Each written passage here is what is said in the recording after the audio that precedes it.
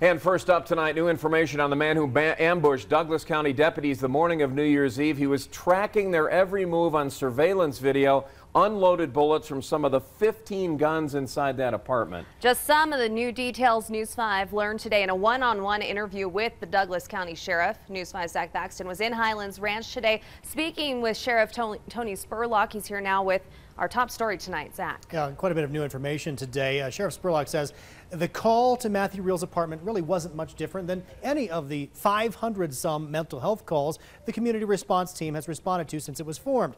Except in this case, it wasn't the community response team responding, it was 4 deputies and a supervisor, and they had no way of knowing what they were in for. We knew that he had weapons. We didn't know what type or how many. Sheriff Tony Spurlock says his deputies could never have imagined the hail of gunfire that awaited them at an apartment they were familiar with as recently as 2 hours earlier. They suspected Matthew Reel had weapons, but despite his hysterical rants, his behavior was far from criminal. It didn't give us pause to go into every room either, which we didn't do. We were addressing a disturbance call and then later a disturbance call and a mental health call. But behind this door, a cache of 15 guns, legally bought, including 2 rifles, a shotgun, and at least 3 pistols. And inside his head, a manic episode unfolding. Earlier the same morning, Deputy Zach Parrish tried to calm him. I'm going to try to figure out how to calm him down. We're here because we want to make sure you're okay. But Parrish and his colleagues did not have with them the clinician or paramedic that travels with the department's community response team, specifically utilized in mental health calls. The problem is that's all I have, one unit. And not available for this particular incident.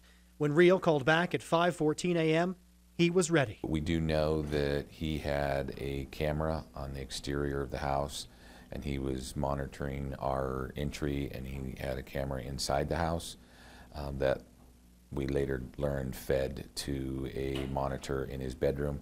And of course, unbeknownst to the officers, they were on video at all time. Now, with the benefit of hindsight, Spurlock says they wouldn't have done anything differently, but that care for the mentally ill is woefully lax. And now his department and a young family are suffering for it. There's not an adequate resources for folks who have mental health issues. Now, Sheriff Spurlock also released hours of additional unedited body cam video from throughout the night. In full disclosure, we reviewed the video and determined much of it is too graphic for broadcast.